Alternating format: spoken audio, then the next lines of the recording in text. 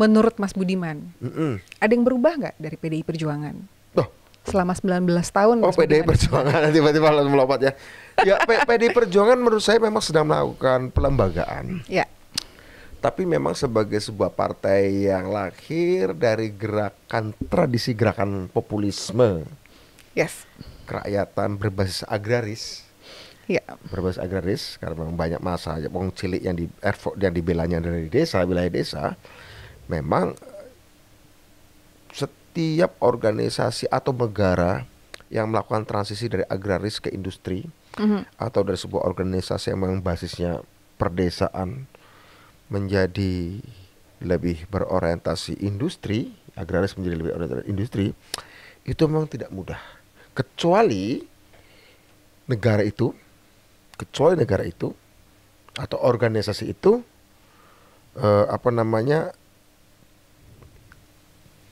cukup kedap dari gangguan-gangguan eksternal atau dari persaingan-persaingan eksternal, sehingga dia bisa fokus internal melakukan transformasi. Banyak partai-partai di luar negeri yang tradisi awalnya adalah gerakan populis pedesaan bisa seperti itu kalau dia menjadi partai tunggal. Nggak ada ancaman, nggak harus mikirin pemilu. Dia menjadi partai tunggal sehingga kemudian reformasi di dalamnya atau perombakan di dalamnya dari gerakan populis agraris menjadi pro industri, itu relatif tidak banyak gangguan. Nah, PDI Perjuangan kan bagaimana juga ada sebuah partai dalam sistem demokrasi, dia harus memikirkan 5 tahun survivalnya dia, ya kan? itu fokusnya. Fokus, jadi ada eksternal ada internal, sehingga tidak mudah sih untuk mendorong PDI Perjuangan dari partai polos agraris menjadi partai yang progresif berbasis industri, yang menurut saya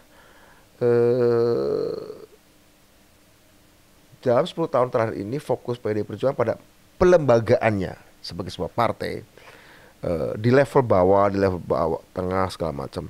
Tapi secara keseluruhan karena ada persaingan, karena kita tahu bahwa mayoritas masyarakat ini, bukan mayoritas, masih banyak masyarakat Indonesia kita di perdesaan. PDI Perjuangan mungkin tidak mau kehilangan basis itu, ketimbang mencari basis yang sama sekali baru belum tentu dapat. Kenapa tidak mempertahankan yang ada, sehingga mau nggak mau PDI Perjuangan memang masih belum bisa melompat menjadi partai yang progresif berbasis industri itu. Kalau aku lihat itu. Oke, Ya. sebenarnya nggak terlalu loncat, karena kalau kita melihat dari penjelasan Mas Budiman mengenai Pak Prabowo, lalu kembali ke PDI Perjuangan, sepertinya mungkin itu yang membuat Mas Budiman berubah haluan. Karena Mas Budiman mungkin benar nggak, mungkin merasa bahwa ketika Mas Budiman di PDI Perjuangan,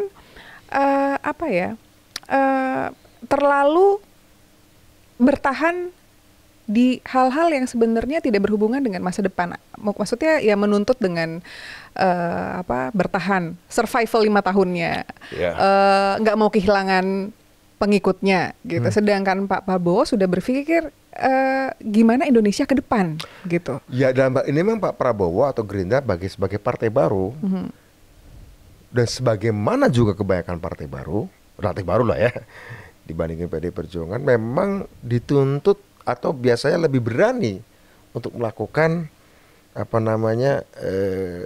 inovasi ya, lebih berani. Sebagaimana seorang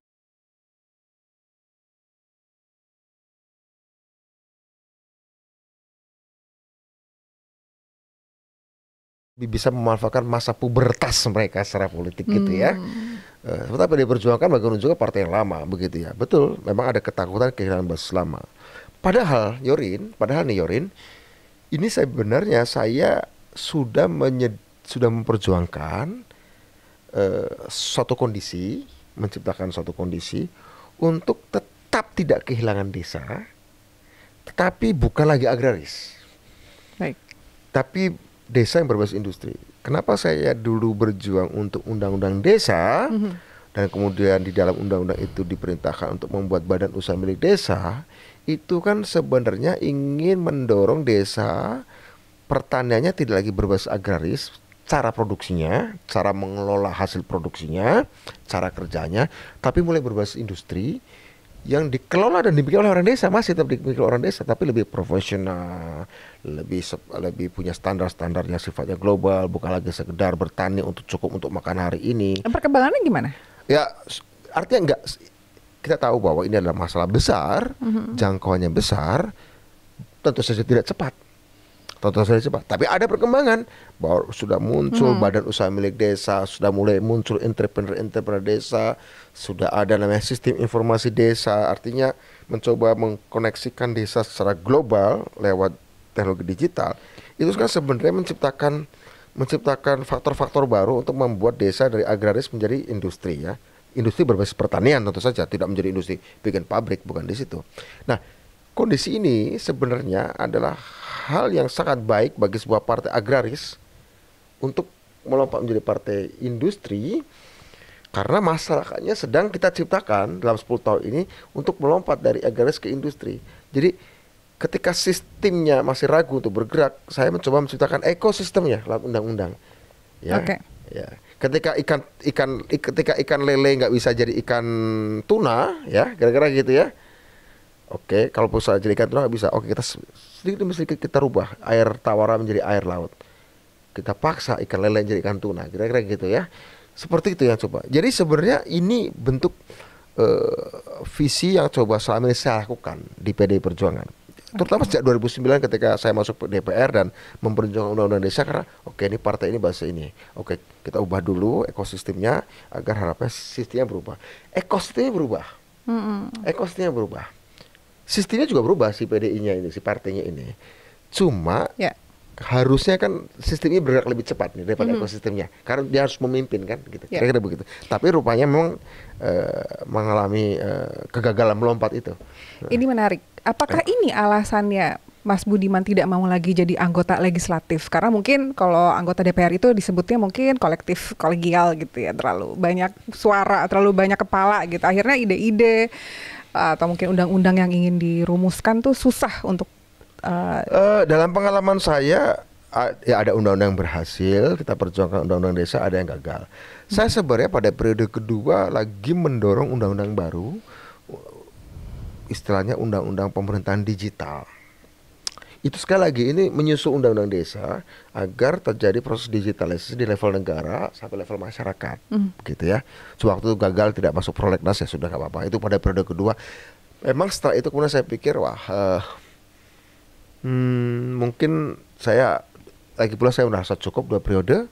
Terus harus berjuang jalan lain untuk memastikan bahwa digitalisasi governance itu menjadi suatu kebutuhan. Karena itu saya sempat sampaikan kemarin juga, saya nitip pada Pak Prabowo jika nanti menang untuk melakukan digitalisasi sistem pemerintahan berbasis elektronik.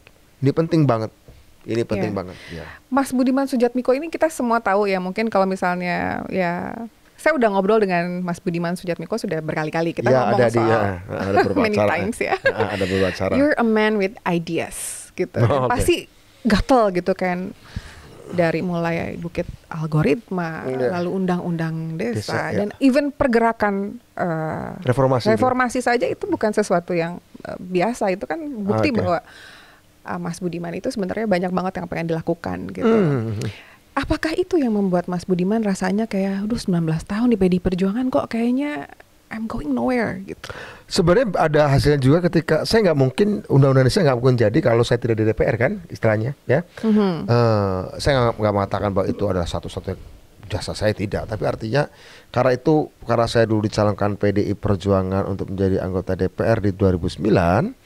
Sehingga saya bisa menjadikan undang-undang desa sebagai materi kampanye saya, dan ketika saya terpilih, sehingga undang-undang desa itu bisa diperjuangkan. Tapi memang seperti saya katakan, setelah desa kita tata undang-undangnya kira-kira gitu ya, saya ingin menata lagi Indonesia lewat teknologi, ya, lewat digitalisasi itu. Dan itu mensyaratkan masyarakatnya harus mulai berpikir beyond agraris, beyond agrarism ya, menjadi masa industri. Bahkan digital itu beyond industri sebenarnya, melampaui industri sebenarnya. Agraria, industri, digital. Artinya saya udah melompat ke sini. Nah, tapi ketika ini gagal untuk melompat menjadi industri, ya akan semakin jauh jarak lagi. Jadi saya sebenarnya melihat kenapa sampai hari ini juga tadi ada pertanyaan dari Yorin, bukan pertanyaan tapi menegaskan bahwa saya masih jomblo, tidak berpartai. Kalau saya katakan mungkin saya segera lagi mencari partai yang memang fit untuk era digital. Oke. Bukan cuma era di industrial, ya. Bukan cuma industrial ya. Tapi era partai yang memang siap untuk merespon era digital. Bukan cuma era, jadi era industrial yang lebih maju itu pun sekarang udah bukan gak relevan, tapi itu pun gak cukup gitu ya. Saya bahkan berpikir saya ingin gabung kepada partai yang fit ke arah sana. Bisa baru, bisa juga partai yang lama kemudian sungguh-sungguh berpikir, kalau misalnya ada yang mendengar diskusi ini kemudian berpikir, oh iya juga ya. Kemudian katakan mereka menganggap analisis saya tepat begitu, sesuai dengan kebutuhan sejarah, ya why not gitu ya. Jika ada partai yang ada. Tapi sekali saya katakan itu PRD Perjuangan atau Partai Rakyat Digital PRD-nya ya. Iya, kira-kira gitu, Jori.